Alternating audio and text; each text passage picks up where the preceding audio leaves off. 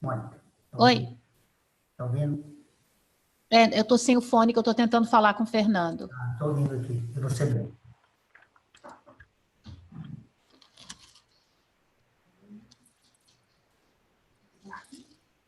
Doutor Jamil está numa videoconferência que está começando. Pode falar com ele. Tem dinheiro para ele. Desde ontem que eu falei com ele assim, que ele ontem não tá. Pode trazer. Pode trazer. Ele está numa videoconferência, mas ele recebe. Pede para ele assinar. Aham. O dinheiro ele vai levar, que ele vai viajar agora, filho? Vai. Então vou trazer para você. Oi, Jamil. Tudo bem? Posso fazer? É que nós estamos tão corridos aqui. La noche pequeña de... Quita la cámara, tienes la cámara activada. Pero, Fernando, ¿cómo estás? Fernando, ¿me escuchan? Fernando já entrou, chefe? Já. Então tá. Eu estava tentando falar com ele. Não, Mônica, é outro Fernando. Niño, quita el... Tá, vou tentar. Tiene... La cámara no se estos videos. Tá na pasta. Usted tiene la cámara. Mas o Fernando que vai usar de lá. ¿Tiene audífono? No, no sirve. ¿No tiene? Sí, porque va a ser... Sí. Uno lo... Mônica, acho que está aberto.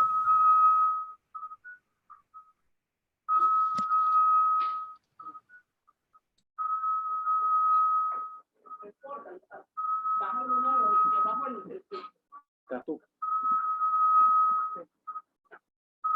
Todos tenemos el... Quita el micrófono. Yo no lo tengo. Pero todos tenemos el micrófono apagado. Yo también lo tengo. No sé. ¿Lo tienes activado? Escúchate. No, no tiene. ¿Me escucha? Leo, sí. Hola, ¿me escucha? Leo, sí.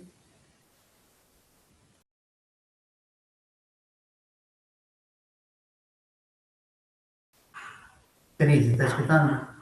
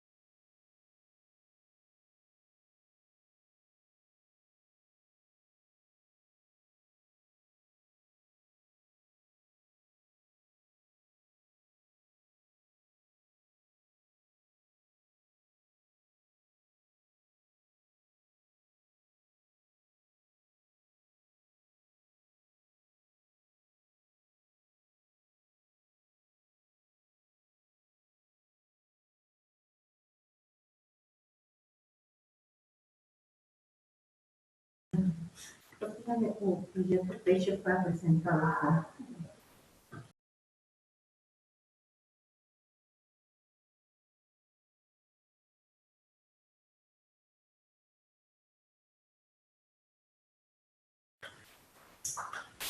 Buenas tardes, buenos días a todos. Buenas tardes.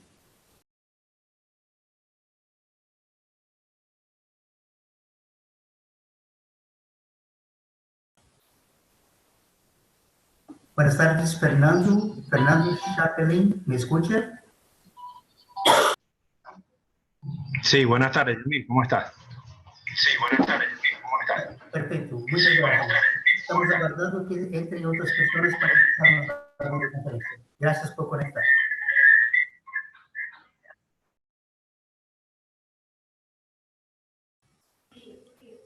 Hola, Leo Sicalar, buenas tardes, ¿me escucha?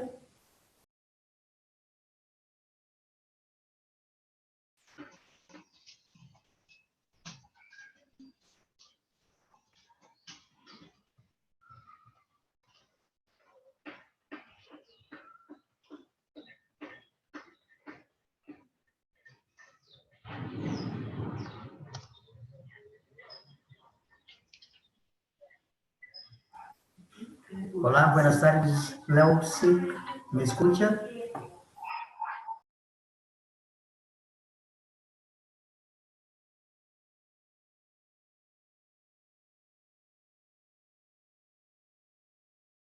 Sí, hola, buenas tardes, te oigo. Perfecto, Leo, gracias, muchas gracias. Y vamos a empezar la videoconferencia tan pronto que Fernando Macena entre con la presentación. Aguarda apenas uns segundos. Seguro, gracias.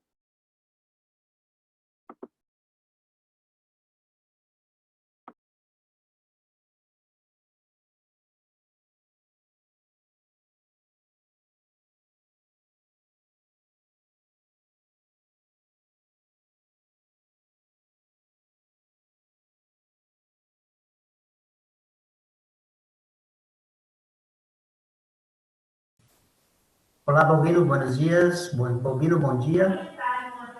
Boa tarde, Balbino.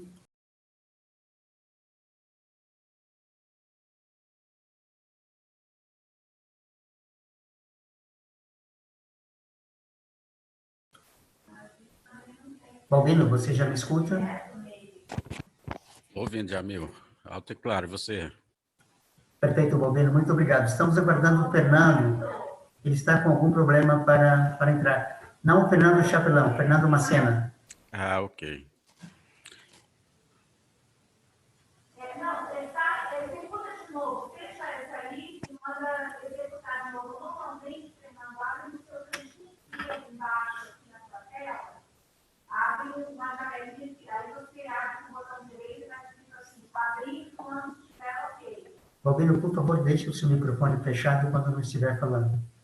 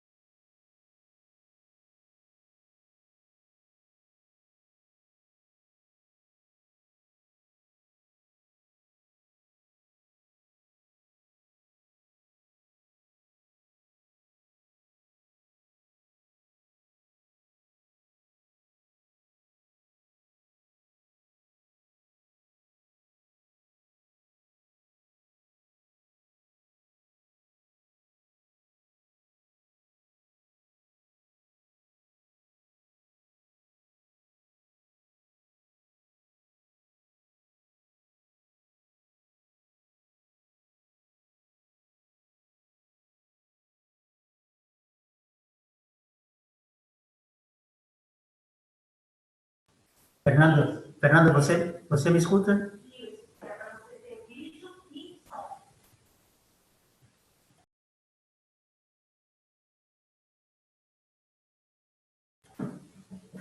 Olá, Macena, está me escutando?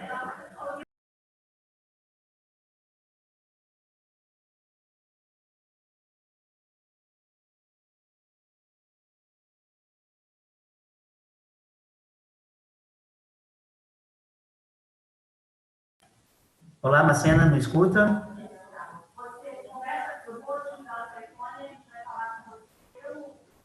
Me escuta? Me escuta, Macena?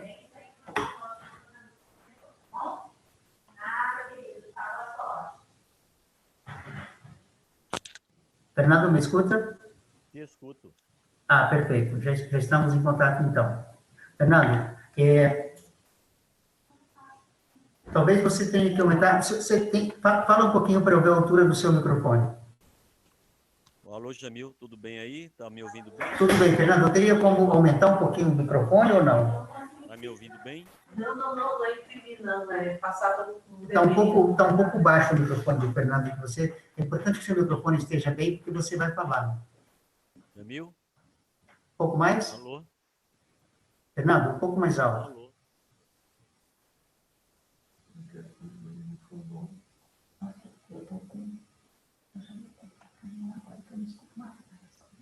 Jamil? Fernando, está muito baixo.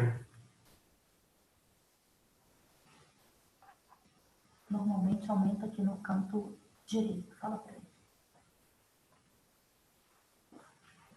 Oi, Fernando. Normalmente no seu lado, no canto direito do seu monitor, tem um lugarzinho onde você aumenta o volume do telefone, do Jamil? microfone. Alô, Jamil? Jamil? Acho que ele não está me ouvindo, não. Fernando, está um pouco baixo ainda. Deixa eu entrar no dela. Deixa eu me ver aqui se eu melhoro. Tá me ouvindo bem agora? Sim, estou, mas assim, tá ouvindo, mas poderia ser melhor. Você está me ouvindo bem? Eu estou te ouvindo bem e eu estou no meu máximo aqui. Ah, está no seu máximo? Tá, então procura falar um pouco mais forte, Tá. porque a sua entrada de som está um pouco baixa. Deixa eu me ver. Eu já coloquei no máximo aqui, Jamil. Tá perfeito. Vamos então assim. Você poderia baixar a apresentação? Sim. Porque daí você já vai passando aí. Como faço para baixar, Jamil, a apresentação? Bota no formato de apresentação. Fernando, você vai aí no Share e busca o arquivo no seu computador. Ela tem esse verdinho, O verdinho. passa o mouse. Você pode fazer diferença se você baixar aí, Denise? Eu não tenho, porque eu não tenho ela, eu não estou conseguindo acessar a página do ICA. A rede do pastor. Encontrou o Share, Fernando? Encontrei. Tá, e aí você vai buscar no seu monitor onde que está a sua apresentação. Tá me vendo? Sim, aí está. Maravilha. O que tá, eu tenho dois vídeos. O que está apresentando para você é o que está em tela cheia ou que tem uns textos embaixo? Tem um texto embaixo. Se você conseguir colocar só na tela cheia, tá com a parte. Vê se você consegue botar a tela cheia. Tá, eu vou ver aqui o que é que eu faço para eu trocar aqui. Só um momento. É fácil. Só um É momento. só você ir naquele símbolozinho de botar a tela cheia. Tá, é só que eu queria inverter, era o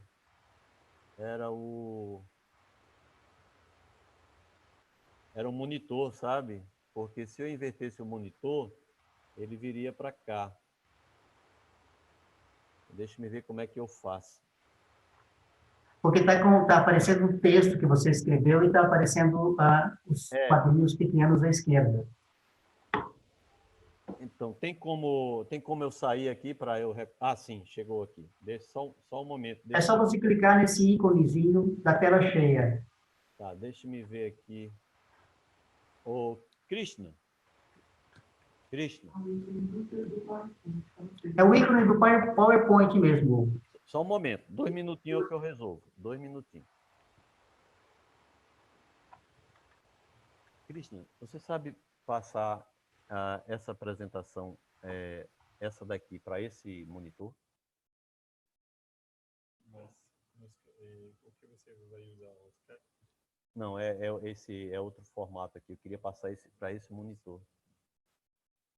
Mas isso você não pode mostrar Aqui, né?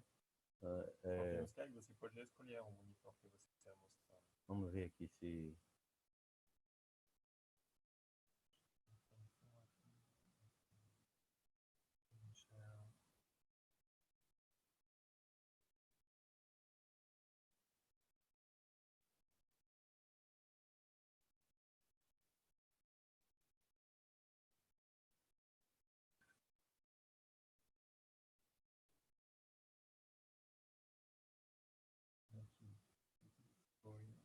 Tá, você pode escolher Não, ele vai apresentar aqui. Porque ele já está apresentando aqui. Ó, eu queria aqui. Não, mas você pode escolher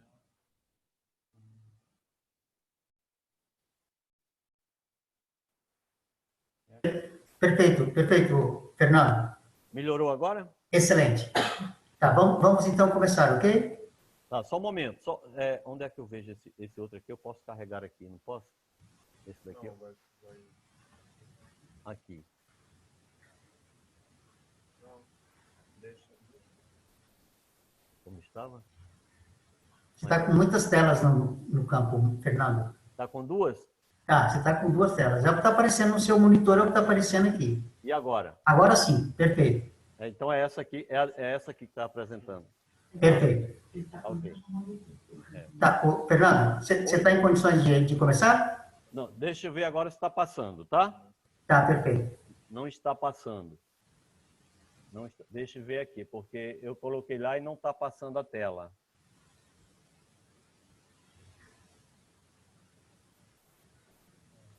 Aí, foi. Tá passando, Fernando? Está passando agora, né? Tá. Volta para a primeira, então. Oi? Só um momento. Eu fiquei. Ok? Mas se você clica aqui, Ele vai passar aqui. não vai passar. Aí eu tenho que clicar aqui, né? Ah, mas aí eu acompanho aqui. Eu acompanho aqui. Eu acompanho aqui. Não, como assim? Eu vou passar aqui, né? Sim? Tá, não, é porque eu quero acompanhar. Tá, tudo bem. Tá ok, Fernando? Já, só um minuto, viu? Só um minuto.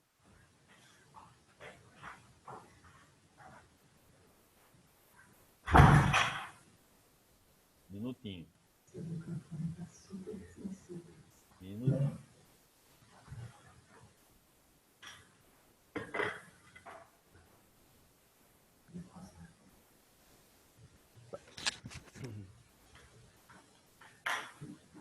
Só um minuto, Jamil. Só um minuto.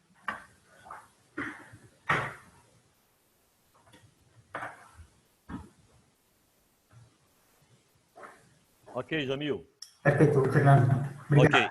Você mantém o seu microfone desligado enquanto a gente não começa, tá bom?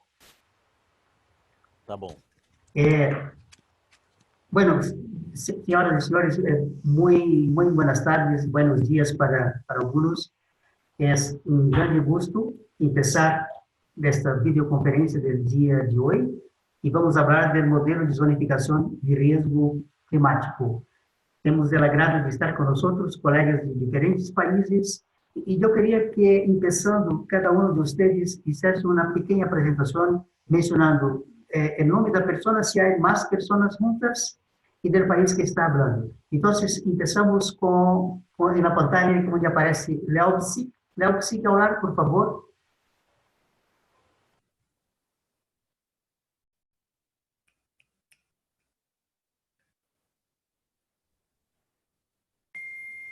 Léo Psic, ¿nos escucha?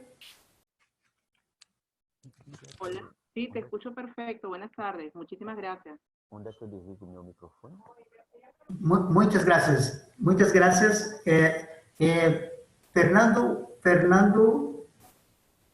Fernando. Oi. Escuto. Perfeito, Fernando. El otro, Fernando Chapelín, ¿me escucha bien? Eu te escuto. Ok, Fernando. Sí, Gracias. perfecto, Yamil. Saludos. Perfecto, saludos, Fernando. ¿Me escucha? Gracias. Ok. Alô? Saludos acá desde Venezuela, de línea. Gracias. Perfecto, gracias. Paulino, ¿me escucha bien? Buenas tardes, Balbino.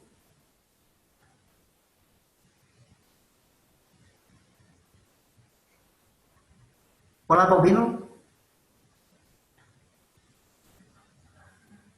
A Rodríguez. Hola, sí, buen día. Andrea Rodríguez, de Agrosavia, Colombia. Olá, Andrea, ¿cómo estás? Gusto tê-la con nosotros. Bueno, Muchas entonces, gracias. excelente. Vamos entonces empezando. Con nosotros acá en la oficina en Brasilia está Denise y Mónica. No, bueno, a la medida que otros colegas entren en la videoconferencia, vamos actualizando los participantes. Empecemos entonces. Entonces, en la secuencia de nuestras videoconferencias, bueno, mi nombre es Jamil Macedo, eu sou o secretário executivo de Protrópicos. É um grande gosto seguir com este ciclo de videoconferências e hoje falando de um tema muito interessante e importante para nós outros, que é exatamente o modelo de zonificação de riscos climáticos. Para apresentar a apresentação com o título Os possíveis impactos dos cambios climáticos na conservação de recursos genéticos e em ZARC Brasil, Fernando vai explicar um pouco mais do que isso. Então, invitamos a Fernando Antônio Macena. Fernando Antônio Macena é nosso colega de Embrapa Cerrados, em Brasília, e tem uma coautoria do trabalho com Balbino Antônio Evangelista, que também está em outra unidade da Embrapa. Então, portanto, Fernando Macena, por favor, e podemos começar. Ok, obrigado, Jamil. A gente fica honrado pelo convite. Eu peço desculpas porque não... Fernando, um pouco mais forte, mais próximo do microfone. Obrigado, Jamil. Boa tarde a todos, bom dia a todos. Peço desculpas por não falar espanhol. Então, vou falar despacito, como se diz em espanhol, para que todos possam me entender. E também agradecer a Mônica e a todos que ajudaram na tradução dos slides para o espanhol.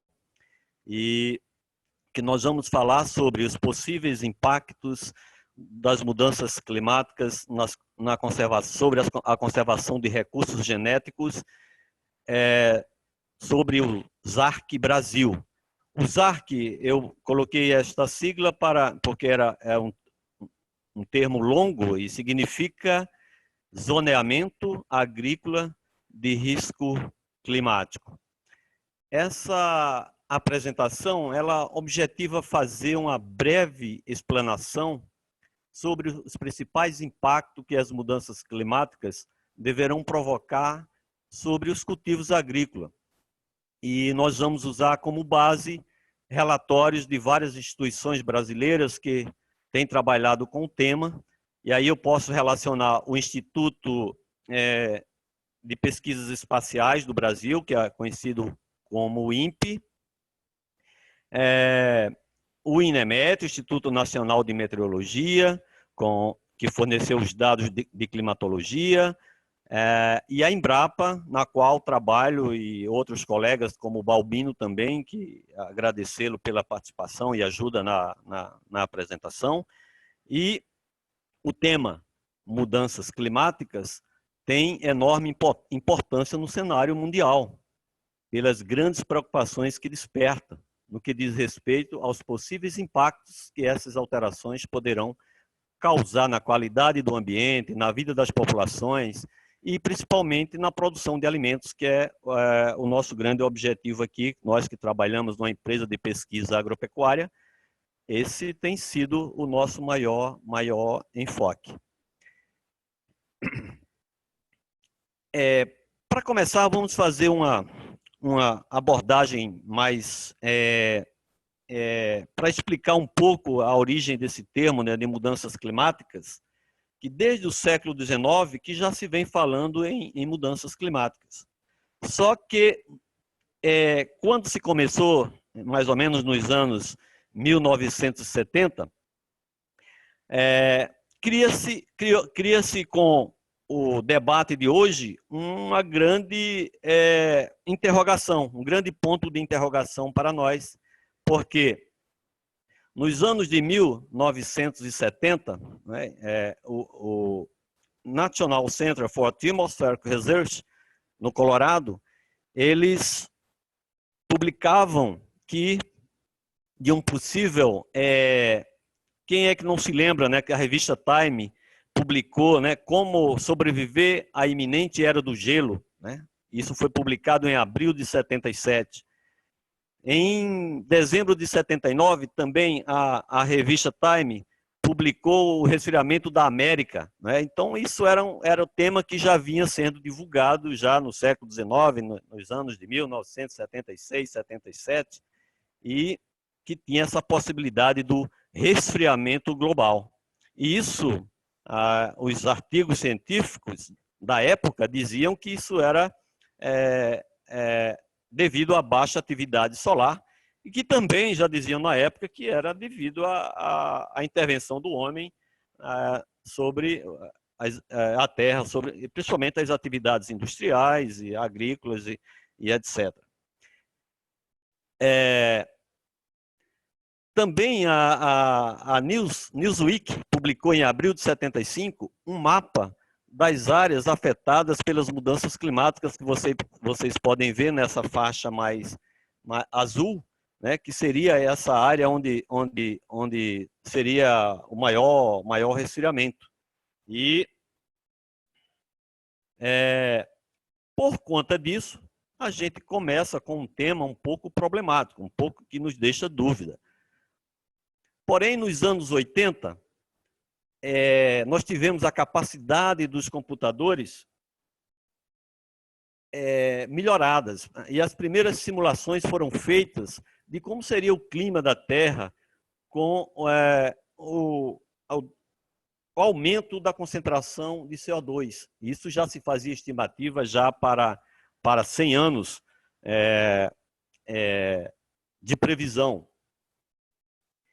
E a partir desse ganho, né, na capacidade de programação dos computadores, também chegaram muito mais informações dos processos físicos. E aí conseguiu-se ter uma distribuição espacial de como acontecia o aumento da temperatura, né? Porém, nós tivemos uma mudança nesse comportamento, desse pensamento dos anos de 74, 75, como falei anteriormente, 76, e nós tivemos um fenômeno, que é um fenômeno natural que todos conhecem, que é o El Niño. E o El Niño de 1982, 83, ele foi o mais avassalador sobre a Terra, porque esse fenômeno ele mexe com todo o clima da Terra.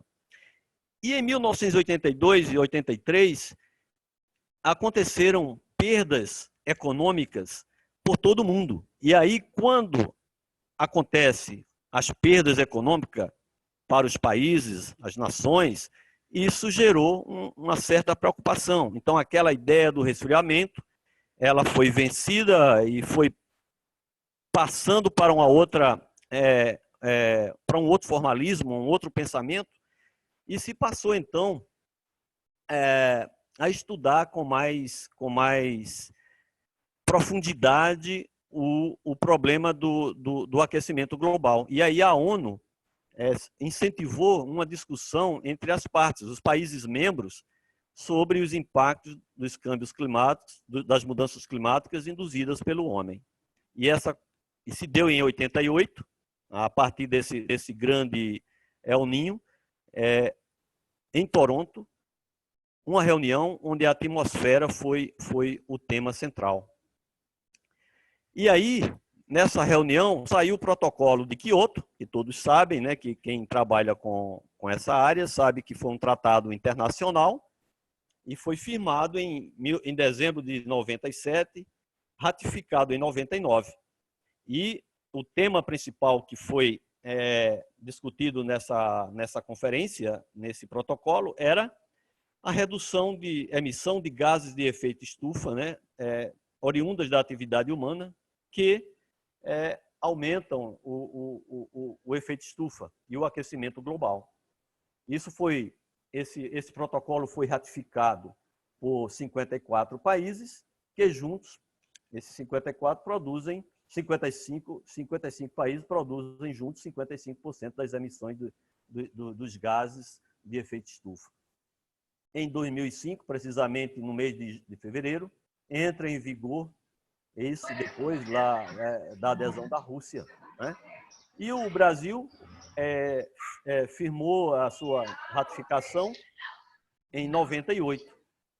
E o protocolo de Kyoto, então, já com 20 anos já faz 20 anos, 15 anos de ratificação do Brasil e 12 anos de entrada em vigor do tratado. Então, a partir dessa data, passa-se a ver as mudanças climáticas não como resfriamento global, mas sim como um aquecimento global.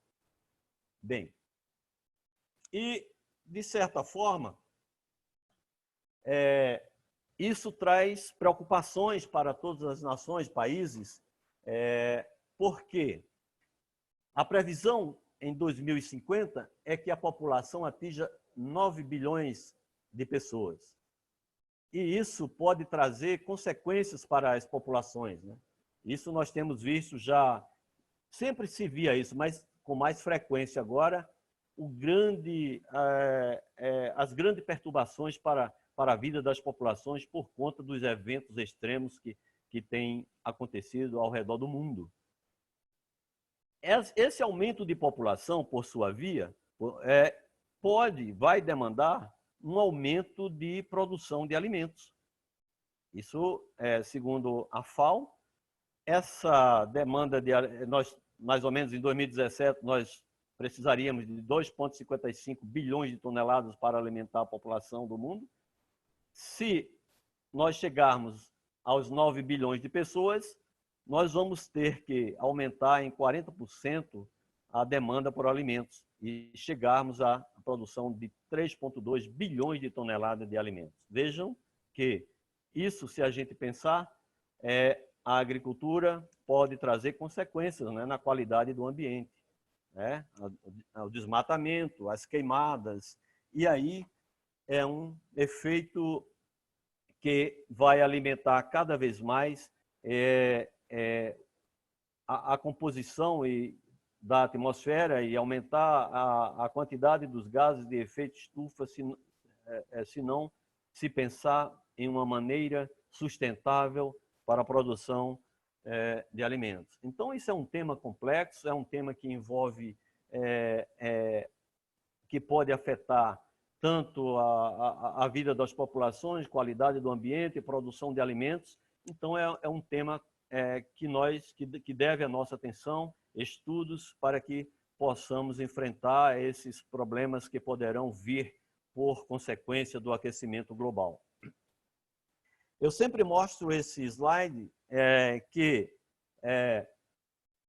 o presidente dos Estados Unidos, ex-presidente dos Estados Unidos, Al Gore, quando terminou o seu mandato, ele saiu fazendo palestra pelo mundo e usou como muito de suas palestras sobre as mudanças climáticas, onde ele falava que as mudanças climáticas já é uma verdade inconveniente por todos os fatores que acontecem e que já acontecem no mundo. E eu vou aqui só mostrar, para esclarecer essas verdades, um pouco aqui do que vem acontecendo no Brasil e também em outras partes do mundo. Porém, com a chegada agora do novo presidente, o Trump, né, que ele, pelos Estados Unidos, do Acordo de Paris, então ele não acredita, e isso é um retrocesso, né, para os estudos de mudanças climáticas, mas nós temos que continuar nessa linha, nessa conduta de que o aquecimento global está aí. Nós podemos ver aqui no Brasil, em 2005, né, uma seca muito grande na Amazônia, né, onde é uma região muito úmida e que chove bastante. E em 2005 nós enfrentamos uma seca muito grande. né? Nós podemos ver também os furacões, seca em São Paulo em 2015, fenômenos no estado do Paraná, fenômenos ainda nunca vistos, né, no Brasil. As inundações no Rio de Janeiro, quem não se lembra, aqui no Brasil, nós tivemos em Petrópolis várias mortes. O ciclone tropical Catarina no Atlântico Sul em 2004, outros furacões nos Estados Unidos, o ciclone extratropical. Então, outro fato importante é que nós estamos aqui há 10 anos com a seca longa e muito dura nesses 9 estados que vocês estão vendo nesse último slide, que passa por uma seca de 10 anos que não chove o suficiente para a produção de alimentos e para a alimentação dos animais, como essa foto que vocês veem. Então, a gente percebe que realmente as mudanças climáticas é uma verdade e já está acontecendo, de certa forma, com mais ou menos intensidade, dependendo das regiões do mundo. E eu acredito que nos países de vocês também já se tenha observado alguns fenômenos advindos e como consequência, que são consequência do aquecimento global, essa mudança climática. E vamos fazer uma recapitulaçãozinha da nossa universidade sobre o efeito estufa, né? Que é o efeito invernadeiro, como vocês dizem, que todos sabem como é que funciona. É como se fosse uma estufa onde você tem as ondas curtas, né? A radiação solar, que chega até a superfície da Terra, aquece essa Terra e volta para a atmosfera em forma de ondas longas, né? Que é o calor. E essa onda longa, né? E esse efeito é um efeito natural que nós temos na Terra, que nós temos para a Terra e que promove vida na Terra. Esse efeito é que faz com que a temperatura média da Terra seja 15 graus Celsius e nos promova os mais diversos tipos de vida. Isso é um fenômeno natural. Porém, a ação antrópica, a ação do homem, tem provocado um aumento desses gases, né? Principalmente o dióxido de carbono, o metano e o óxido nitroso, que tem aumentado por conta da ação antrópica, por conta da ação do homem.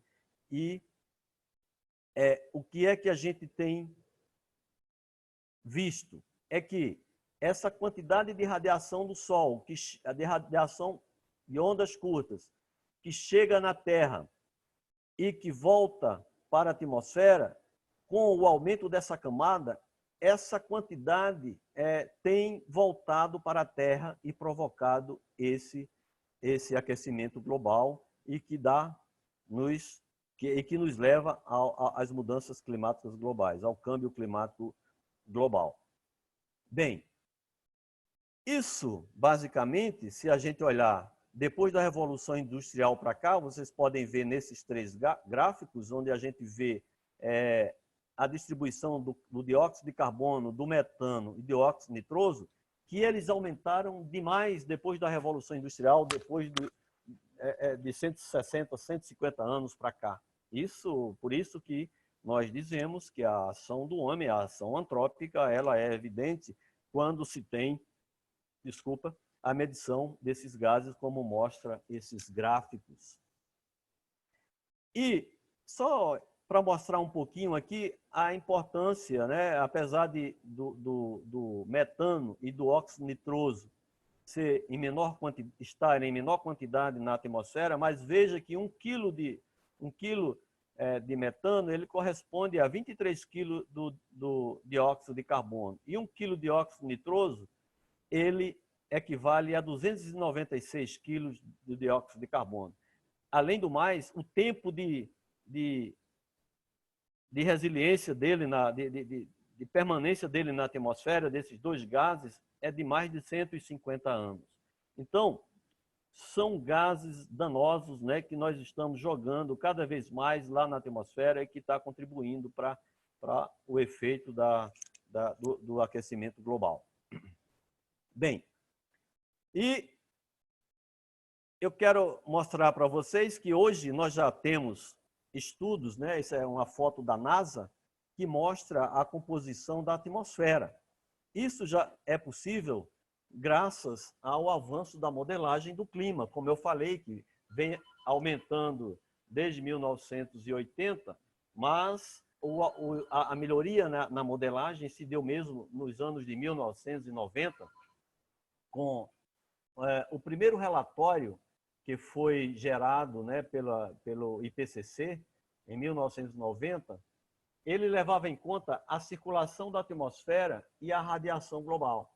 Já em 96, no segundo relatório do IPCC, você tinha os mesmos fatores utilizados no primeiro relatório e ainda mais foram acrescentadas a atividade vulcânica, a emissão de sulfatos, o gelo marinho, a circulação oceânica. E assim foi ao longo do tempo, melhorando essa modelagem do clima.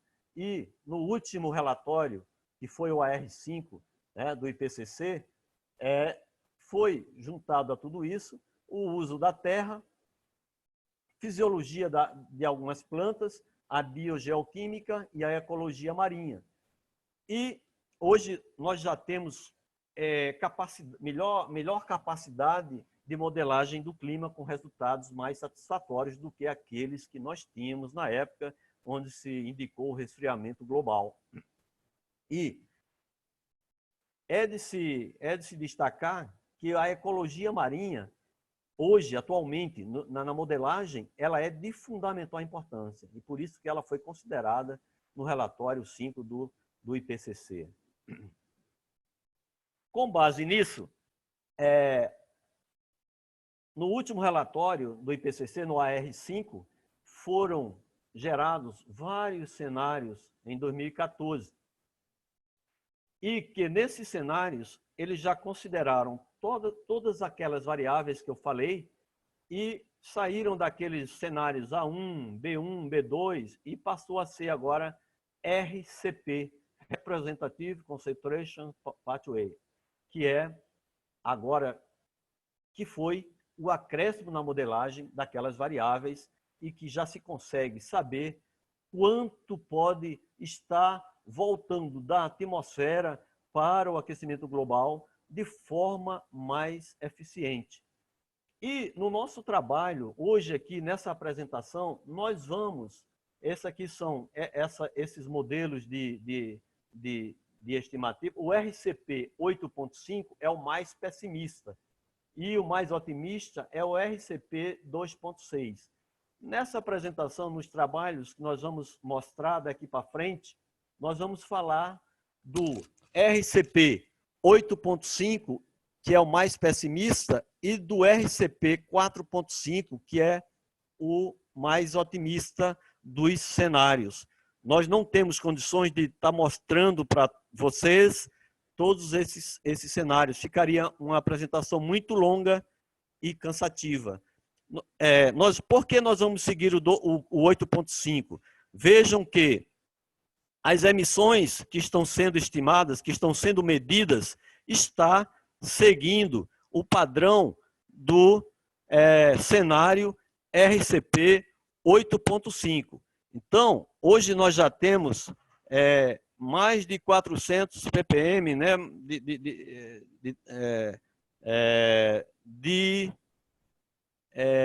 dos elementos, né, dos gases, né, na atmosfera, né, que provocam esse efeito estufa. Por isso que os dados medidos estão seguindo esse cenário, o pior cenário, os cenários mais pessimistas. Cada linha dessa é um modelo. Então, pegou-se a média desses modelos mais pessimistas e as médias dos modelos mais otimistas. E nós vamos nos tratar, nós vamos nos referenciar, nos direcionar para esses dois cenários, o 8.5 e o 4.5. Para começar, a gente começa num trabalho que foi feito pela pesquisadora Xin Shanshou, que é do INPE, em 2014, que fez calculou esses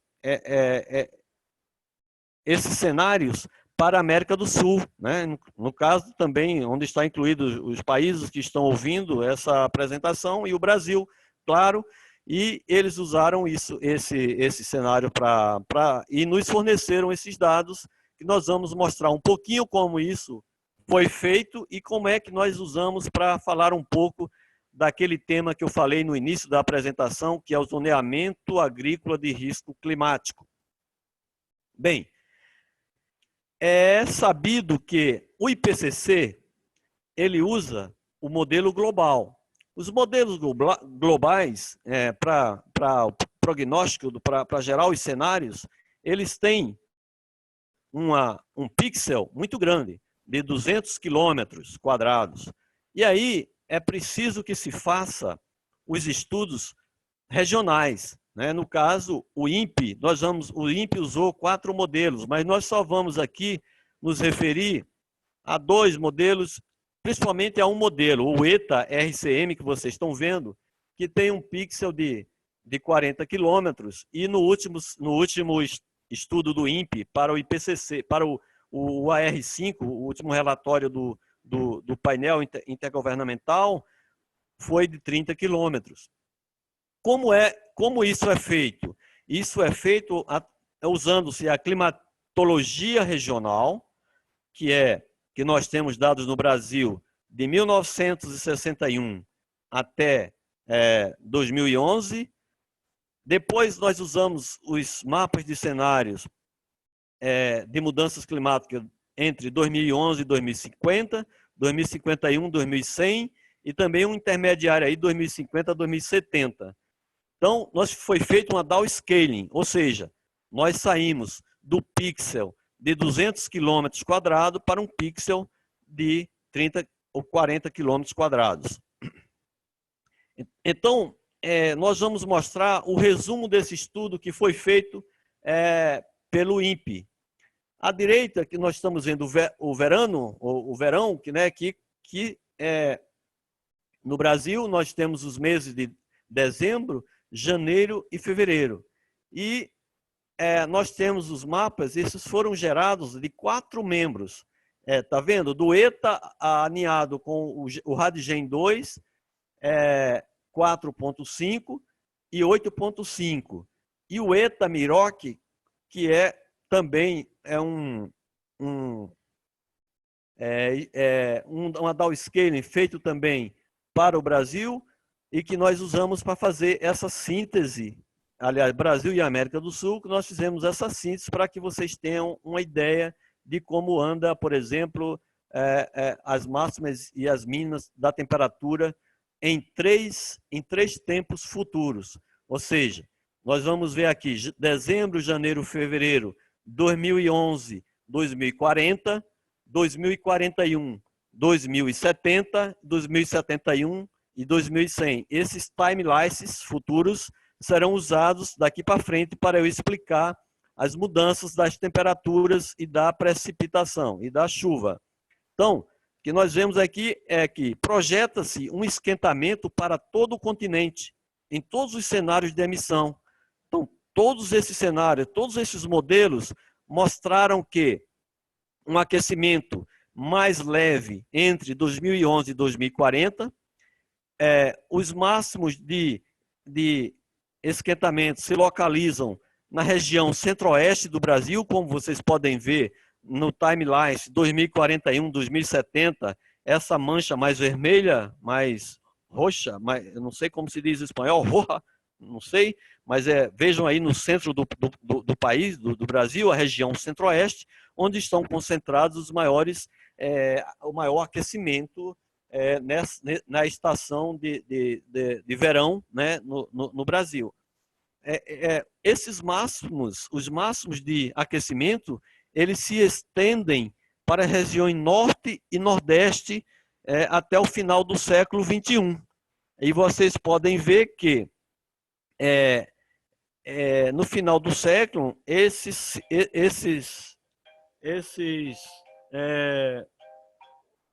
aquecimento ele pode chegar até 8 graus Celsius no Brasil. No outono, que é março, abril e maio, que é o final da estação chuvosa aqui na região central do Brasil, nós temos as conclusões semelhantes para o verão. Porém, as mudanças são ligeiramente menores. Mas observa-se aqui que a Caatinga, que é o semiárido, a região semiárida do Brasil, poderá ser substituída por uma vegetação ainda mais árida. O desmatamento da Amazônia pode se tornar num semiárido mais seco, segundo a previsão desses estudos feitos por Chou Xin-Chan, pesquisadora do INPE. E com o esquentamento, também a evaporação aumenta e a disponibilidade hídrica diminui. Ou seja, nós temos um balanço hídrico cada vez mais negativo.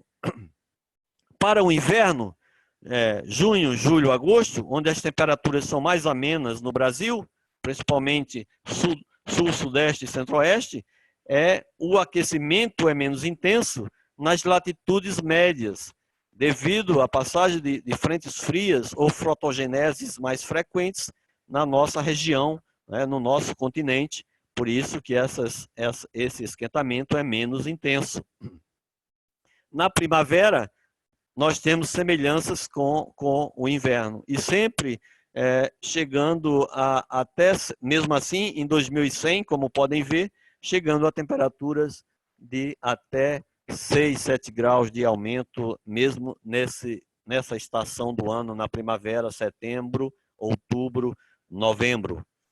Para a precipitação, nós temos também um resumo, onde nós temos as mesmas fontes, porém, todo mundo sabe que trabalha com essa área, que quando se fala de temperatura, os modelos têm resultados mais confiáveis.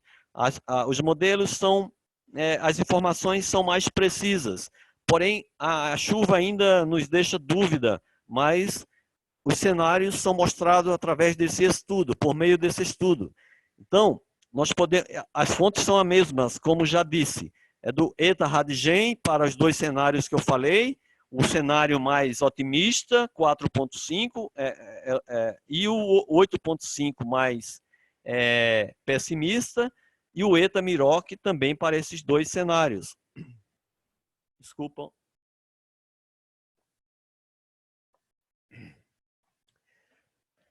No caso das precipitações, se projeta uma redução da chuva no período chuvoso, que é o verão. Aqui para nós, na região centro-oeste do país, ou seja, em todo o país, a grande parte do país é a estação mais chuvosa. E essas reduções são máximas nas regiões centro-oeste, mais uma vez. Então, nós temos uma região que é a região maior região produtora de grão do país, onde você tem um aumento consubstancial da temperatura e uma diminuição da precipitação, segundo esses estudos. Existe essa possibilidade de aquecer mais e chover menos nessa região. Em 2041 a 2070, a redução da chuva em relação ao clima presente, que, como eu falei, que é a climatologia de 61 a 90, é projetada para todos os timelines futuros, para todos os tempos futuros que nós analisamos, tem uma redução. A área máxima de redução em 71 até 2100 se expande para a Amazônia. Veja que existe uma projeção de redução de chuva no norte da Amazônia até o final do século. No verão se projeta aumento da chuva na parte nordeste do Nordeste brasileiro, que é essa parte mais aí onde está mostrando essa última seta à direita. Para o outono se projeta redução das chuvas na região norte do país. Mais uma vez, a Amazônia com projeção de redução de chuva em todos os tempos aí que a gente tá vendo aí, mas principalmente em 2071, 2100. No inverno, junho, julho, agosto, as projeções indicam redução das chuvas no litoral leste do Nordeste, onde costuma ocorrer inundações e deslizamento. Se projeta a redução da chuva em parte norte da região norte do país também. Então, como podemos ver para todas as estações do ano, uma projeção de redução de chuva, possível redução de chuva na região mais úmida do país, que é a Amazônia, e não só do país, mas da Amazônia cobre grande parte dos países sul-americanos. Bem, na primavera, aqui está faltando o mapa, acho que deu um problema aí na configuração, mas vocês podem, nós vamos ver só o texto, não sei o que aconteceu, na minha apresentação estava boa, mas teve essa mudança. Peço desculpas a todos, mas vocês podem ver que também tem aumento de chuva na região sul do Brasil, para os vários cenários, aumento de chuvas destacadamente no verão e na primavera, aumento de chuva aqui nesse timeline do 4170 se intensifica se intensifica até o final do século. E a máxima redução de chuva ocorre na região norte do país. Peço desculpa mais uma vez por não estar aparecendo os mapas para melhor representar essa conclusão. E aí eu gostaria de falar para vocês, do ponto de vista de clima, né, de meteorologia, de dados, de mostrar algumas tendências já detectadas em algumas partes do Brasil. Eu gostaria de começar mostrando o local onde trabalho, que é a Embrapa Cerrados, em Planaltina, no Distrito Federal. Nós temos 2 estações e eu estou mostrando aqui para vocês a extração principal. E nós temos à nossa direita o estudo de 40 anos da precipitação, ou seja, de 74 até 2013, e pode-se observar que no primeiro decênio, no primeiro decênio, 74 a 83, nós tínhamos uma média anual de 1.574 milímetros. No segundo decênio, de 84 a 93, esse regime pluviométrico caiu para 1.468, ou seja, uma redução de 8%. Em 94 a 2003, que foi o decênio mais seco, nós chegamos a 1.139 milímetros de chuva de precipitação anual, uma redução de 22%. E no último decênio, nós tivemos um leve aumento, mas muito pouco, de 1.139 para 1.201 milímetros. No gráfico à direita, nós temos um estudo sobre a temperatura máxima. Nós não observamos uma diminuição importante nas temperaturas mínimas, como dizem os diversos relatórios do IPCC, que mostram que as temperaturas mínimas são principalmente as que vão aumentar. Nós aqui na Embrapa Cerrados, o aumento foi muito pequeno, de 0,2, 0,3 graus. Mas as temperaturas máximas mostraram o que vocês estão vendo nesse gráfico à direita. No primeiro decênio, nós tivemos um aumento, a nossa temperatura média anual foi de 27,1 graus Celsius. No segundo decênio, 27,7, um aumento de 0,6 graus Celsius. Isso é muito para 10 anos. No segundo decênio, um aumento de 1,2 graus Celsius. Isso é importantíssimo para a agricultura. E no último decênio analisado, como teve mais chuva, também a temperatura baixou um pouquinho, de 28,3 para 28,1. Ou seja, nos 40 anos estudados na Embrapa, Cerrados, nós observamos um aumento de 1 grau Celsius na temperatura máxima registrada na nossa estação. Isso é um aumento significativo quando se fala de temperatura. Nós vamos ver um pouco mais na frente como isso influencia a agricultura brasileira. Vou mostrar mais rapidamente, sem muitos detalhes, como é também numa região, numa estação localizada em Pelotas, no Rio Grande do Sul, no sul do país. Veja a linha de tendência de aumento da temperatura, né? Um aumento positivo de temperatura.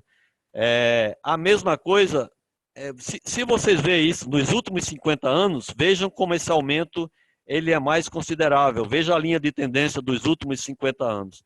E dos últimos 13 anos, ainda maior. Ou seja, isso é da mínima, isso é da mínima. E veja que aqui a mínima apresentou um aumento de 1,6 graus Celsius nos últimos 13 anos em Pelotas. Também isso é da Embrapa Clima Temperado, localizada em Pelotas. Vejam que isso aí são dados observados, caros colegas, são dados observados. Então, a gente vê que realmente está acontecendo um aumento nas temperaturas de algumas regiões do país e também, creio que no mundo. Isso aqui é em Sete Lagoas, é uma estação do estado de Minas Gerais, na região sudeste, onde vocês podem observar uma linha de tendência também com aumento da temperatura mínima, aí de 26 até 2008, como mostra esse gráfico. Em Teófilo Otoni, também uma cidade de Minas Gerais, também do estado de Minas Gerais, do sudeste do Brasil, também mostrando uma linha de tendência de aumento da temperatura mínima. E aproveito agora, a partir desses dados, nós fizemos estudos mais voltados para a agricultura. Então, a partir desse momento, a gente vai mostrar alguns resultados que nós realizamos para o Brasil. Chamo a atenção e relembro alguns colegas que nós fizemos esse estudo da evolução da temperatura no Brasil versus variedades tradicionais de feijão e arroz. Foi um relatório que nós geramos para o LANIT, se não me engano, se não me falha a memória, que o Dr. Jamil, junto com sua equipe, coordenou esse trabalho, que nós temos o prazer de repetir para que todos vejam como se dá essa evolução da temperatura e como se dá, o que pode acontecer com as variedades tradicionais de feijão e arroz. Então, nós vamos apresentar da seguinte forma. Vejam que o primeiro mapa nós temos o RCP 4.5, naquele timeline de 2011 a 2040. E a legenda mostra os possíveis aumentos de temperatura, que vai de 0 a 9 graus, na escala que está à direita. E chamo a atenção também para dizer que esses pontos de variedades tradicionais de feijão são bancos de germoplasma on-farm. Então, é importante lembrar que é importante conhecer o que nós estamos chamando dessa evolução da temperatura, porque esses são bancos de germoplasma on-farm e que precisa-se entender o que é que pode acontecer com a temperatura e depois se estudar o que é que se deve fazer, como se deve proceder para que esses bancos de germoplasma on-farm continuem existindo. Nós precisamos da preservação, da sustentabilidade. Isso é um estudo importante que foi feito e que a gente passa a apresentar. Então, vejam que isso em relação à temperatura da climatologia, de 61 até 2011. Vejam que esses pontos azuis, que são das variedades de feijão, eles estão em áreas que podem aumentar até 2 graus Celsius. Vejam lá no norte 2 graus Celsius. Vejam aqui pegando uma parte do centro para o sul do país, um aumento também de até 3 graus Celsius, né, vê pela escala, e que ninguém sabe como vai se comportar esse recurso genético com esse possível aumento de temperatura. E se você vier para o cenário mais pessimista, essa temperatura pode chegar até 4 graus Celsius em 2040, e essas variedades de feijão podem sofrer. Podem até, ninguém sabe, né, o que pode acontecer, pode até se extinguir. Então tem que se procurar como é que se vai manejar esses bancos on-farm de feijão na situação de possíveis mudanças climáticas, de possível aquecimento no país. O time agora de 2041 a 2070, vejam que a temperatura vai cada vez mais aumentando e esses recursos genéticos, essas variedades tradicionais de feijão, esses bancos on-farm, vão cada vez mais entrando numa situação de temperaturas cada vez mais elevadas. E essa evolução, mais uma vez, a gente repete, que pode ajudar em políticas públicas, que podem ajudar em decisões governamentais para que possam tomar atitudes na conservação dessas variedades tradicionais de feijão e, consequentemente, mantermos a sustentabilidade da produção agrícola e do melhoramento de plantas no país. Mesma coisa aliás, mesma coisa não, né? Um aumento ainda maior para o cenário mais pessimista de 2041 a 2070. Vejam que, nesse caso, já em 2070, nós temos temperaturas chegando já entre 5 e 6 graus Celsius de elevação, podendo chegar até 6 graus Celsius na região central do país, né? E isso é muito grave já em 2070. Até 2100, ou seja, aqui está 2099, mas podemos considerar 2100, o cenário mais otimista já está aí entre 4 e 5 graus Celsius de evolução da temperatura, de aumento da temperatura na região, pegando, aliás, aqui ele pega desde o norte até o sul do país, com aumento de entre 3 e 4 graus Celsius de aumento de temperatura, e esses bancos de germoplasma podem estar ameaçados, podem estar em perigo, né, se algo não for feito para que possam adaptá-los a esses novos cenários que estamos vendo. No caso mais pessimista, no cenário mais pessimista, aí a temperatura chega até 7 graus Celsius, 8 graus Celsius, isso eu acho que seria, esses bancos on-farm estariam muito seriamente afetados por essa evolução, por esse aquecimento de temperatura. A mesma coisa no caso da temperatura média anual. Eu acho que isso aqui, deixa eu ver uma coisa aqui, só um momento.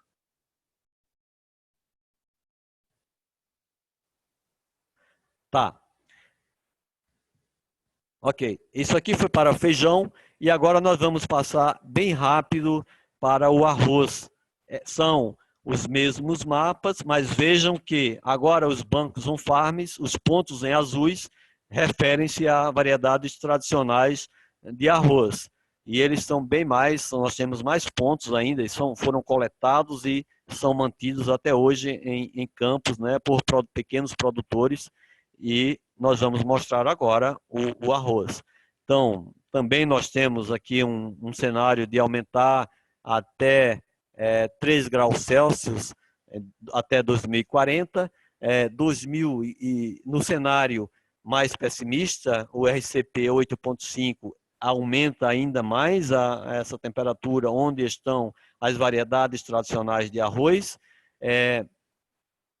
Agora, 2041 a 2070, o aumento de temperatura chega até 4 graus Celsius no cenário mais otimista. No cenário mais pessimista, essa temperatura chega até 5, 6 graus em 2070. Em 2099, no cenário mais otimista, nós já temos aí 5 graus. E no cenário mais pessimista, nós já temos até 8 graus Celsius de aquecimento, de evolução, e esses bancos on-farm e essas variedades tradicionais, mais uma vez, de arroz nesse caso, também ficam afetadas, e é preciso que as autoridades governamentais, o melhoramento genético, precisem estar em sintonia com essas informações para que possamos fazer algo para a sustentabilidade desses materiais que são importantíssimos para a sustentação, para a produção de alimentos no mundo, né, e no país, principalmente, no nosso país, na nossa região.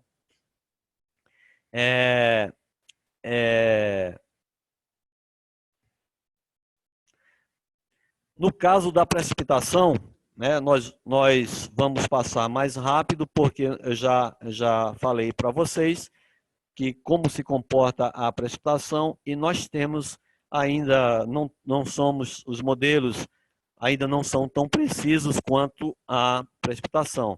Mas vejam que essa é a média climatológica do nosso país, né, que é foi feito isso aí de 76 até 2005, e que nós temos área no país, na Amazônia, que chove até 3.500 milímetros anuais, né, e de 500 milímetros aqui na parte nordeste do país, mais à direita do gráfico, onde nós temos de 0 a 500 milímetros, região que chove apenas 500 milímetros anual, isso aqui é a região semiárida do país. Então, atualmente, esses materiais de feijão estão situados nessa precipitação, né, e se a gente olhar aqui, 2011, 2040, nós temos as áreas vão aumentando com déficit hídrico.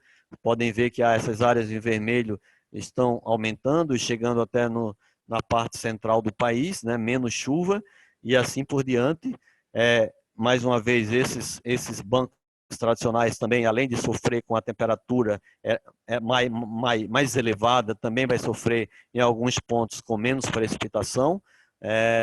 Isso em 2070 também, aqui já num cenário mais otimista, que é o 4.5, vejam como é que está, também já aumenta em relação a 2005, como mostrei no primeiro mapa, num cenário de 99, até 99, isso também vai aumentando a área com precipitação mais baixa, né? Menos precipitação, e esses bancos também vão se projetando, esses pontos vão ficando cada vez mais em áreas com maior déficit hídrico, com menos chuva, mais temperatura e, consequentemente, mais evapotranspiração potencial, com déficit hídrico mais elevado. Isso, agora nós vamos ver para o arroz, né, do mesmo jeito, são os mesmos mapas de precipitação e os pontos localizados dos bancos on-farm de arroz, né, das variedades tradicionais. Vamos passar ao longo dos timelines do tempo para o arroz, né? Nós temos agora o 4.5 à direita, com, mais uma vez, repito, aumento da área vermelha, a área com menos chuva, redução de chuva nesse cenário. 2070 é uma redução também de chuva, porém parece-me menos intensa. Se a gente olhar o mapa anterior, não vou voltar, mas vou dar uma voltada aqui, vocês podem ver. Mesmo aqui, ó, está um pouquinho maior do que este aqui. Porém, 71 a 99 há um aumento considerável, a área com menos chuva vai aumentando, vai entrando no Nordeste e vai entrando para a parte central do país, chegando parte no Sul também, algumas áreas do Sul do país, diminuindo a precipitação. E nós podemos ver aqui a evolução dos extremos de temperatura, ou seja, frequência de ocorrência de dias com temperatura maior que 34 graus Celsius. A gente vai ver mais na frente que é importante a gente conhecer isso, conhecer essa variável, porque temperaturas elevadas, elas prejudicam a floração, a florada dos cultivos agrícolas. Então, fizemos esse estudo também para mostrar que, atualmente, o Brasil, nós temos aqui à esquerda, o primeiro mapa acima é a climatologia, 76 a 2005, e à direita nós temos as projeções para o cenário mais otimista e à direita as projeções para o cenário mais pessimista e os 3 timelines, 2011, 2040, 2041, 2070, 2071, 2100, e vejam que, atualmente, o Brasil apresenta de 0, a grande parte do país em azul, no primeiro mapa, apresenta de 0 a 50 dias, com temperaturas cujas máximas chegam até 34 graus Celsius.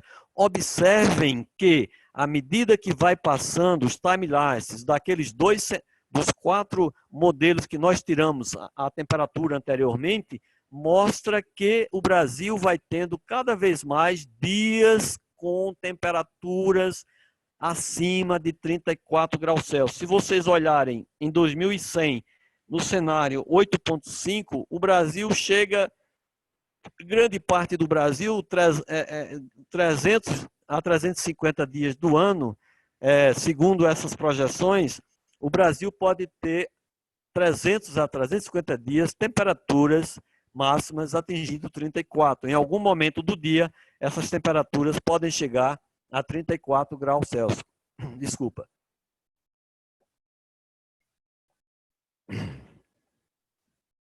Bem, agora a gente passa também a apresentar um pouco dessas consequências, e nós usamos um termo meio dramático, mas é para chamar a atenção. Essas possíveis consequências podem ameaçar a agricultura. E nós precisamos entender como é que as plantas elas podem reagir às mudanças do clima, às mudanças climáticas. Quais são os impactos que as plantas podem sofrer? Tanto as plantas cultivadas como as nativas. Nós sabemos que, se há um aumento de concentração de CO2, pode haver um aumento de fotossíntese. É claro, né? Porque, vejam só, esse gráfico mostra que de 400 ppm de CO2 até 700 ppm de CO2, que é o que está se prevendo nesses próximos 100 anos, vejam que tem um aumento nas plantas C3 de 30% da fotossíntese. E pode ter um aumento de 10% as plantas C4. Isso a gente tem que frisar que atualmente nós já estamos com 400 ppm, como eu frisei anteriormente, de CO2 na atmosfera. Porém, nós temos que saber o seguinte, que essa concentração ela está aumentando, mas tem outras coisas em consequência, que é o aumento da temperatura e o aumento e a diminuição da chuva em algumas regiões. Então, é preciso que a gente fique atento. Apesar de ter, teoricamente não, né, que nós temos um aumento de fotossíntese, maior 30% nas C3 e 10% nas C4. Quanto à temperatura, nós sabemos que tem maior temperatura, o que é que acontece? O ciclo diminui, duração do ciclo, porque o que mede o ciclo de uma planta não são os dias, nós medimos pela quantidade de energia, e aí depois convertemos isso em dia. Mas o que vai definir o ciclo da planta é a quantidade de energia. Ora, se nós vamos, segundo as projeções, está nos mostrando que nós vamos ter mais energia chegando, a temperaturas mais elevadas, com certeza os ciclos das plantas vão diminuir, e nós vamos mostrar um pouco dessas consequências mais na frente. Agora, quanto à radiação global, percentual de nuvens também, que tem influência na nas plantas, na produção agrícola, a gente não tem ainda muito conhecimento e os modelos não conseguem gerar dados que nós possamos tirar conclusões mais seguras, como nós temos a respeito do CO2, da temperatura e por que não também da chuva, não no mesmo nível de probabilidade, de certeza, né, como a temperatura, mas a precipitação também nós temos alguns resultados promissores, né? Apesar de a gente estar botando aqui em dúvida, mas nós também temos, já temos alguns resultados que por isso já fizemos aqueles gráficos que mostramos anteriormente. E também sabemos pouco sobre o balanço hídrico, né? Sabemos que se nós temos mais temperatura, se temos menos chuva e mais temperatura, nós vamos ter mais evapotranspiração e um balanço hídrico mais elevado. Mas, porém, nós não temos ainda dimensão de quantidade, de como isso ocorrerá. Da mesma forma para o balanço de nitrogênio. E também essas mudanças climáticas podem trazer influência para aumentar as pragas, né, doenças e pragas, né, como é o caso do Brasil, que nós tivemos aqui um problema sério da Helicoverpa armígera, né, também para bactérias e fungos. O Brasil ultimamente sofreu muito com essa praga, né, na soja, né, e foram perdas drásticas, né, e isso deve ser consequência também das mudanças climáticas. Quero dizer para vocês que nós temos um estudo aqui, por isso que agora entra o estudo do risco climático no Brasil. Aquele ZARC que eu falei é referente ao zoneamento agrícola de risco climático. Isso é um programa que o Brasil tem, que rege a política agrícola do país. Ou seja, o produtor só tem acesso ao crédito bancário, ao crédito agrícola, se ele seguir as orientações do ZARC, como eu falei para vocês. E vejam que eu quero chamar a atenção para vocês, que se vocês olharem nesse gráfico, nós temos os eventos de perda, que é seca, chuva excessiva, granizo, pragas e doenças e outros fenômenos. Mas vejam que a seca é o maior, que provoca mais perdas no país. Na região norte, a seca, o déficit hídrico, ela promove 15% né, de perdas, 29% no nordeste, que é a região semiárida, mais seca, porém com mais risco climático, com maior risco de déficit hídrico. A região centro-oeste, 10%, região sudeste, 7%, e a região sul, 8%. Então, vejam que nós temos já um fator que já afeta a produção agrícola no país, que provoca perdas. E com essas mudanças, elas podem aumentar, elas podem se pronunciar, elas podem se evidenciar cada vez mais. E por isso que esses estudos que nós estamos fazendo é de suma importância para o governo brasileiro, que tem usado alguns desses dados para nortear a política agrícola. Esperamos que, dentro em breve, fortalecer ainda mais com estudos futuros para que possamos estar cada vez mais certos, né, e indicando à sociedade, os produtores do Brasil, para que sigam essas orientações e obtenham mais êxito em suas lavouras, em sua atividade agropecuária. Então, nós sabemos que vamos ler isso bem rápido, que quanto ao regime hídrico, vamos seguir aqui o Thornton, que em 2014, estudando essas mudanças climáticas, ele falou que é muito provável a diminuição do número de dias e noites excepcionalmente frios. É muito provável o aumento do número de dias e noites excepcionalmente quentes. E é praticamente certo a redução da frequência da magnitude. Ou seja, se a máxima está aumentando, se a mínima está aumentando, então essa magnitude, que para algumas plantas é importantíssima, principalmente para o milho, vão diminuir, vai haver uma redução.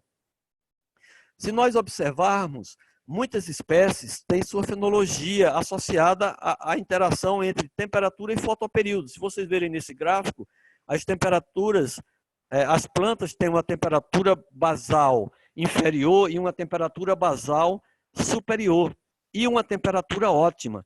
Nessa temperatura ótima é que ela realiza a sua fotossíntese máxima, que é a fotossíntese, a eficiência da planta em transformar a água, né, e nutrientes em biomassa e em grãos. Então, essa temperatura ótima, se vai haver mudanças climáticas, ela pode estar afetando exatamente a assimilação líquida das plantas.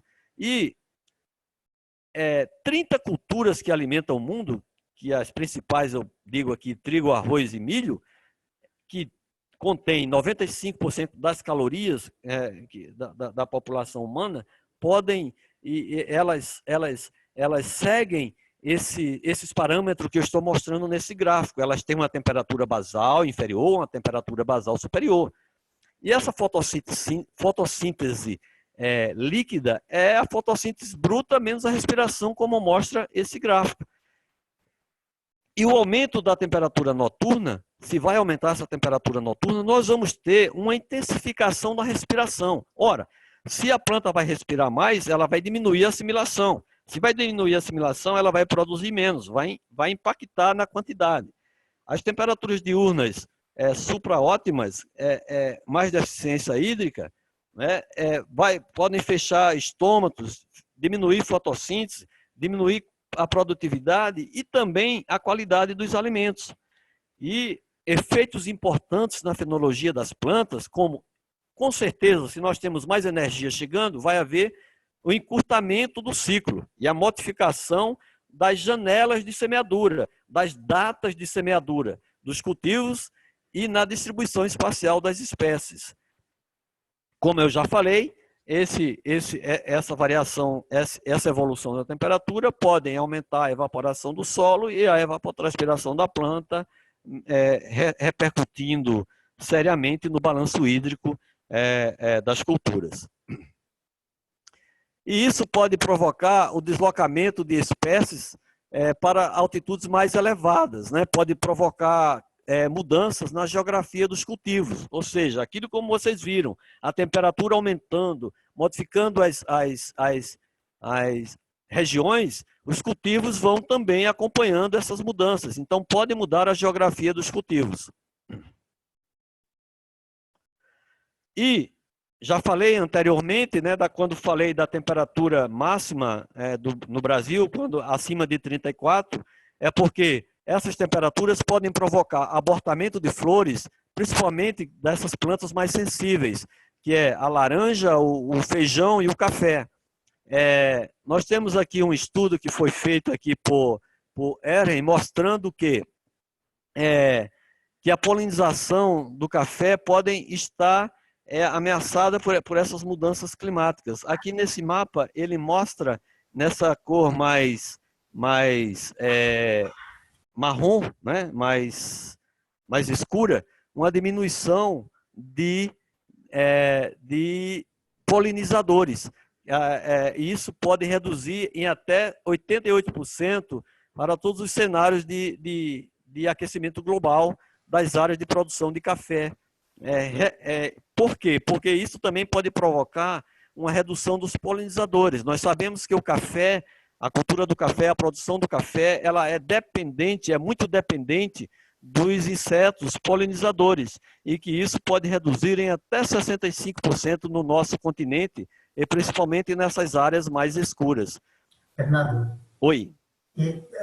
Nós temos mais 25 minutos, porque fecha às 4, nós começamos meio retrasado, para a gente ter um tempo para discussão. Então, assim, ok, eu vou dar uma carreira aqui. Isso daí, tá bom? Ok, eu vou tentar ser agora vou ser mais rápido. Perfeito. Eu estou mais lento para que as pessoas me entendam, mas eu vou tentar falar mais rápido. Perfeito. Ok. Então, vamos... eu acho que eu já falei isso, nós já frisamos isso, que deslocamento de espécies mais sensíveis ao fotoperíodo, deslocamento para latitudes maiores implica em grandes alterações na evolução fenológica, planta de dias curtos podem retardar o florescimento, planta de dias longos podem atuar no mesmo sentido do aquecimento e tornar o florescimento e o final do ciclo mais antecipado. Se você tem fases fenológicas mais curtas, você tem menos tempo para a planta produzir e menor produção. Então, nós precisamos estar conectados com os programas de melhoramentos para resolver esses problemas.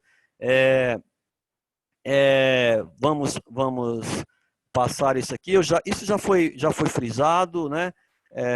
E são coisas que podem acontecer, que já foi falado ao longo da apresentação. Tudo isso que vocês podem ver, alterações na distribuição de chuva, aumento de frequência de eventos de El Niño, ocorrência de secas, tudo isso já foi frisado.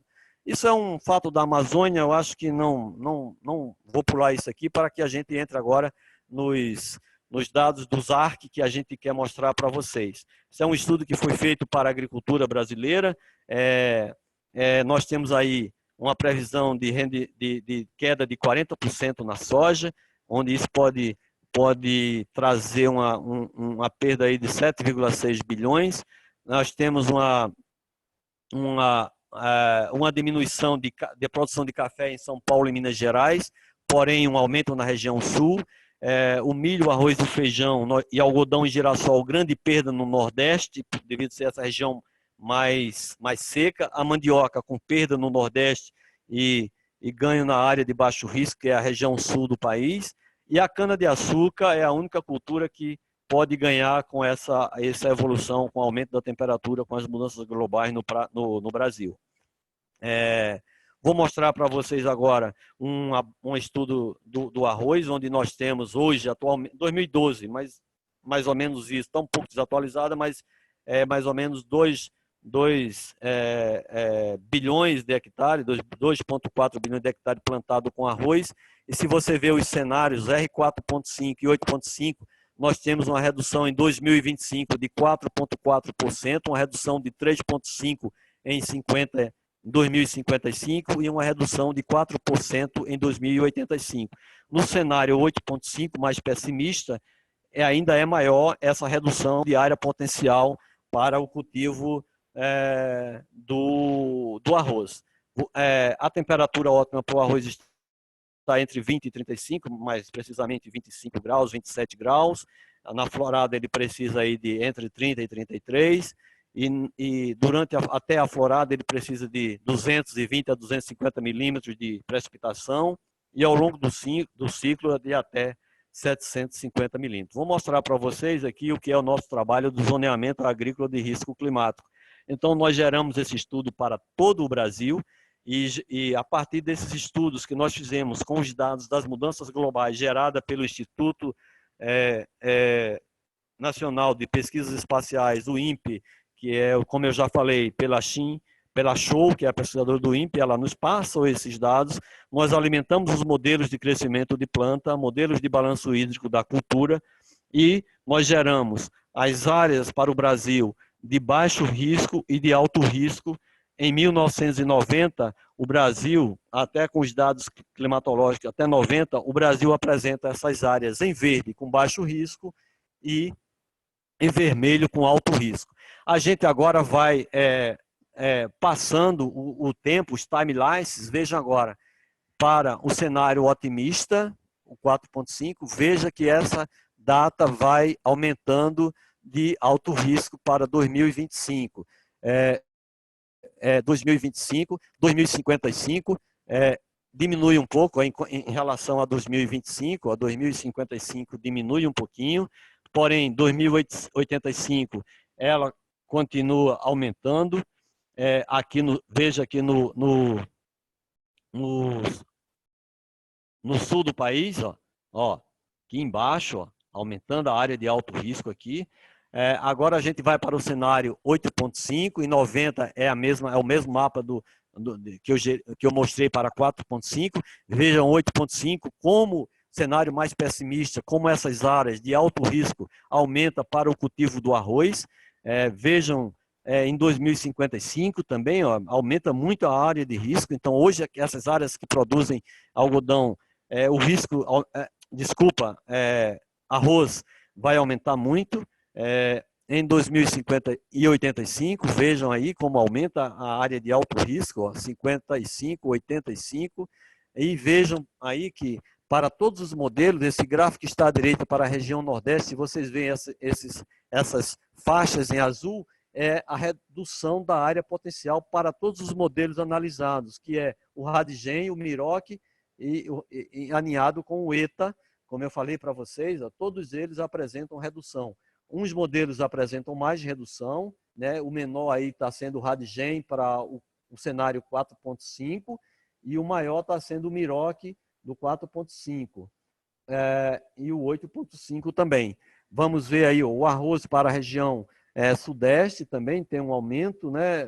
Dando no Radigen, aumento de até 51%, e o Miroc que dá uma redução da área potencial de alto risco menos elevada para o arroz, para o plantio do arroz no Brasil.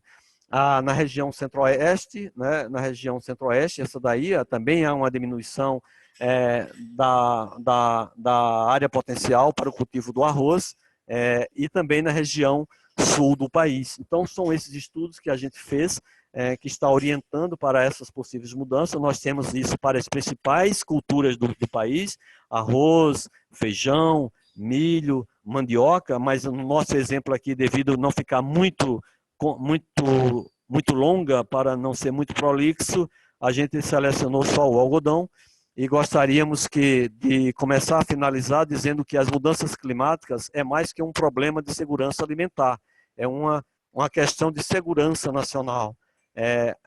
A produção de alimentos versus clima requer estratégias extremas, então nós temos que pensar, nós que trabalhamos na área, pesquisadores, trabalhamos com transferência de tecnologia, nós temos que estar atentos para que possamos nos adequar para essas mudanças. É necessário repensar como governo, como instituições multilaterais, ONU, Banco Mundial, etc., como lidar com esses temas.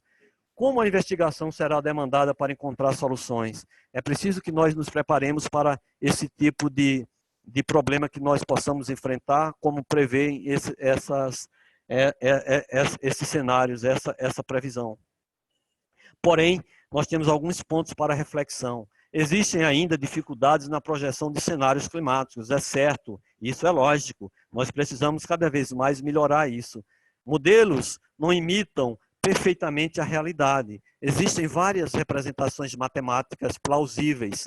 O conhecimento é imperfeito, ele é epistêmico. É preciso que nós, cada vez mais, nós vimos no início da apresentação que está evoluindo, mas nós ainda precisamos evoluir cada vez mais. As entradas dos modelos não são conhecidas exatamente. A parametrização desses modelos é complicada, precisa de muito dado, de muito esforço. E nós precisamos melhorar ainda mais isso aí. Estamos ainda distante de vislumbrar com clareza razoável as condições futuras do meio físico. Quais os reais impactos sobre os sistemas biológicos e produções ambientais. As consequências do aumento dos gases de efeito estufa não serão lineares, a gente sabe disso, e homogêneas sobre esses processos biofísicos, que deverão resultar em câmbios sobre a fenologia, como eu falei, né, a fenologia das plantas cultivadas, a produção e a qualidade de alimentos. Complexos biológicos são complexos por natureza, ainda mais quando eles interrelacionam com fatores e relações de causa e efeito, que mudam ao longo do tempo. Então, nós sabemos também, o que eu quero dizer com isso é que eles também se adequam a mudanças, eles também vão se ajustando. Então, é preciso que nós estudemos, é preciso que acompanhemos essas mudanças. E, por fim, esses desafios exigem ações contínuas, integradas e de alta performance em investigação, formação de recursos humanos, transferência de tecnologia de maneira interdisciplinar, objetivando manter a sustentabilidade de sistemas produtivos e naturais de acordo com a diversidade de cada ecossistema. Para terminar, eu termino com uma frase de um médico patologista e professor da Universidade de São Paulo, que ele diz que o problema não é salvar o planeta como um todo, é salvar a nós mesmos. Se a gente não resolve a situação por idealismo, que seja por egoísmo, que são dois sentimentos naturais da espécie humana. Eu espero que o egoísmo, que é mais frequente que o idealismo, seja esse o meio, mesmo que seja por egoísmo, mas que nós façamos isso. É uma questão que merece egoísmo, salvar a nós mesmos e ao planeta. Muito obrigado pela atenção de vocês, graças. Espero que tenham compreendido o máximo e nesse pouco tempo, espaço de tempo, esperamos com a ajuda do Jamil e da Mônica e de todos aqui do IICA Brasil, responder a pergunta de todos. Graças. Ok, Fernando, muito obrigado, muitas graças. É uma pena, porque é tanta informação que querias mostrar que nos quedou pouco tempo para a discussão, mas eu queria de imediato abrir para perguntas para os colegas e amigos que estão participando da videoconferência. Por favor, se tem algo, alguma inquietude, alguma pergunta, de qualquer forma, vocês receberam a apresentação, poderão mirá-la com mais calma, mas se tem alguma pergunta, podemos falar agora, ou se queira, e não há tempo, estou preocupado, porque quando chega 2 horas, cerra o programa, mas se não se é possível respondê-la, vamos tratar de contactar com o Fernando, repassando as questões. Então, por favor, quem tem alguma pergunta, está aberto.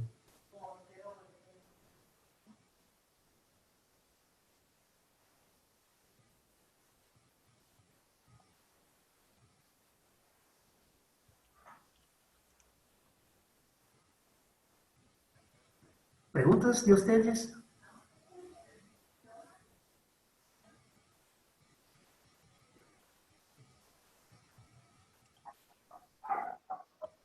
Está na hora de partir.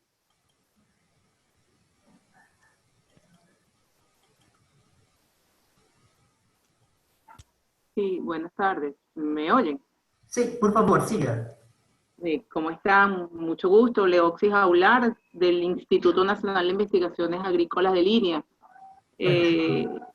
junto con el compañero Fernando Chapellín, que está también acá en la videoconferencia.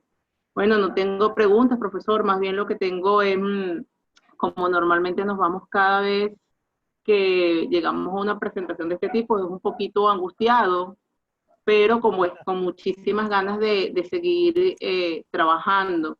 Luego, si me lo permiten, por correo electrónico sí quería hacerles llegar algunos temas de investigación con los que estamos trabajando, sobre todo con diseño de sistemas alimentarios que vayan adaptados al cambio climático, que estén respetando, que sea sustentable, pero que estén respetando el cambio climático. Y sobre todo la generación de políticas públicas que tenemos en el sector agrícola que no van de la mano de actividades que mitiguen el efecto del cambio climático.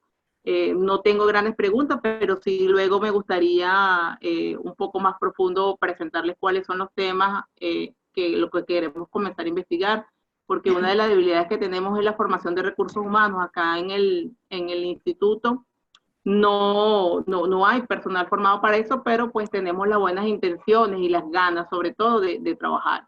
Entonces, bueno, estamos muy agradecidos por la oportunidad.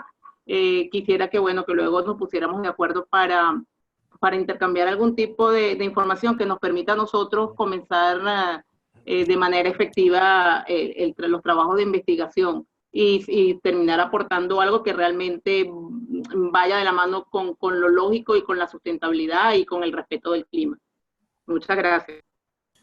Muchas gracias, Laupsi. Quedamos entonces aguardando que nos envíe sus inquietudes y tratamos de interactuar con Fernando o Balbino de tal forma que possamos responder a tempo, em algum tempo, do que tienes. Entendo que uma das preocupações que tens é exatamente a formação de gente em lei Índia que seja expert, que tenha algum conhecimento mais profundizado dentro do tema de cambio climático e seguramente vamos ver o que podemos fazer, como podemos pensar em uma forma de atendê-los. Muitas graças por tu participação. Eu pergunto a Andrea. Andrea, está por aí? Se tu tens alguma questão, alguma inquietude?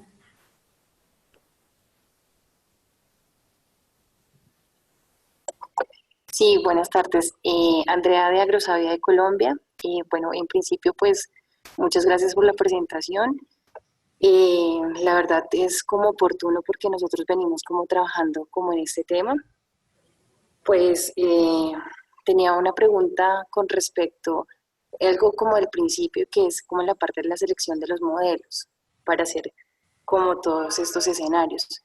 Me gustaría saber cómo fue como la selección de esos modelos o por qué seleccionaron esos modelos.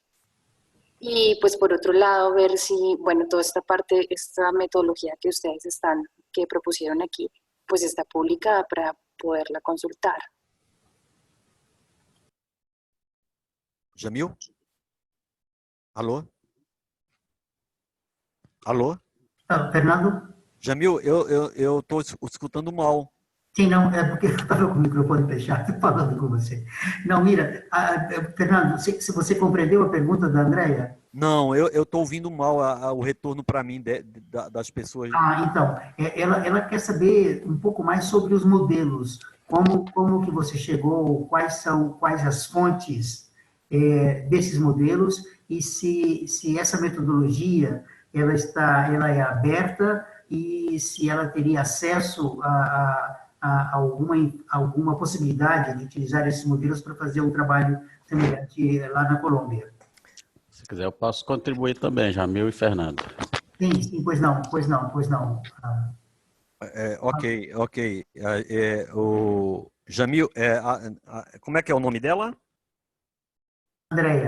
Andréia, bom dia. Fernando e Balbino, só para dizer para vocês que em 6 minutos vai encerrar automaticamente a videoconferência, tá? Ok. Andréia, como você pôde acompanhar a apresentação, são vários modelos. Tem o modelo da previsão climática, né, que é feito pelo INPE. Esses não somos nós da Embrapa que trabalhamos com ele. Esses dados climáticos, do prognóstico, dos cenários são repassados para nós e nós trabalhamos com o modelo de balanço hídrico da cultura, esse modelo se chama SARRA, Sistema de Análise do Risco Agroclimático. É um modelo simples de balanço hídrico e que ele é usado em política pública para gerar as datas de semeadura e reger a política pública do Brasil. É simples, ele é livre, ele pode ser usado, mas é preciso ter uma formação para isso. Se Balbino quiser completar.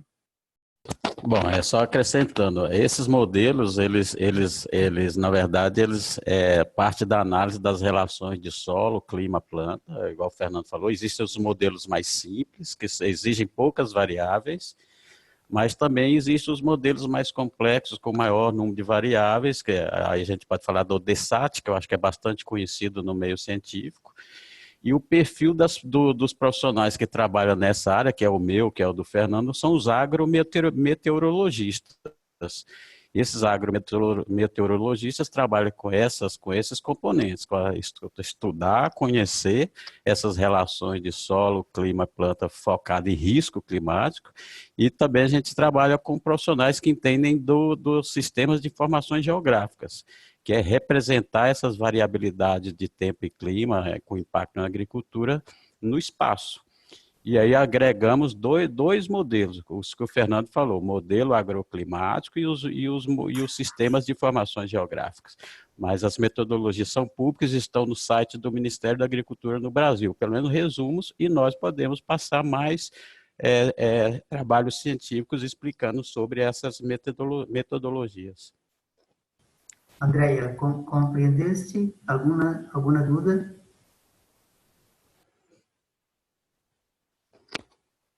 Muchas gracias por las respuestas y la verdad me sirve bastante la aclaración. Está perfecta la respuesta. Muchas gracias. Eu gostaria, Jamil, eu gostaria de avisar a todos que assistiram à apresentação que o meu e-mail está na apresentação, o e-mail do Balbino, e que qualquer dúvida ou qualquer esclarecimento, se alguém necessitar, pode nos contactar que nós daremos o retorno com o maior prazer. Será um prazer imenso tirar algumas dúvidas que porventura surja de todos vocês que assistiram à palestra. Perfeito, perfeito, Fernando. Eu perguntaria a Fernando Chapelin se já saiu? Entonces, yo no sé si Fernando todavía está con nosotros o no, si tenía alguna cuestión adicional. De qualquer forma, estamos a apenas 2 minutos de série del tempo. Eu queria aproveitar, Fernando, para agradecer muitíssimo a Balbino por as contribuições. Eu estou bastante seguro que esse é um tema de grande interesse para todos os países. Vamos tratar, porque acá teríamos um listado de 16 pessoas que estariam, havia sido inscrito para a videoconferência, por alguma razão, não ha sido possível a participação de todos.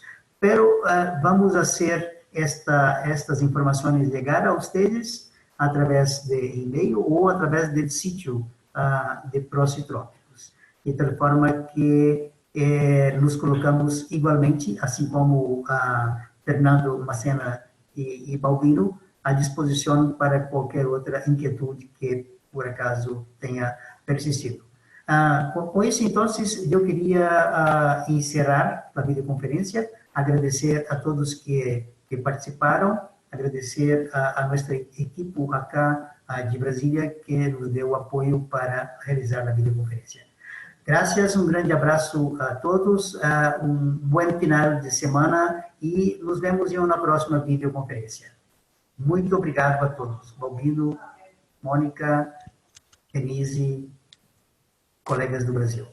Obrigado, Jamil, Mônica, pelo espaço para a gente falar e estamos à disposição dos demais para atender por e-mail, por outras formas. Estamos à disposição.